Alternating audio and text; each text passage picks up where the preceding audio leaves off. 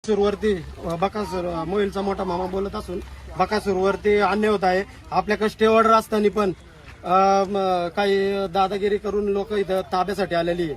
आणि हा समाधानी बिल्डर आमचा दिवाळीमध्ये मोठा चुलता वारलाय आमच्या वडिलांना, म्हणून त्याला चुलत्याला मारलेला आहे त्यांनी. आम्ही ती पण कंप्लेंट दाबून धरली. काही गावातली 2-4 एजंट लोक पण याच्यात सामील आहे. त्याला लवकरात लवकर काय असेल ते भेटावं. आज मैदानावरती बैल पाळणार नाहीये, शेवट असून पण ती आपल्याला त्रास देतात.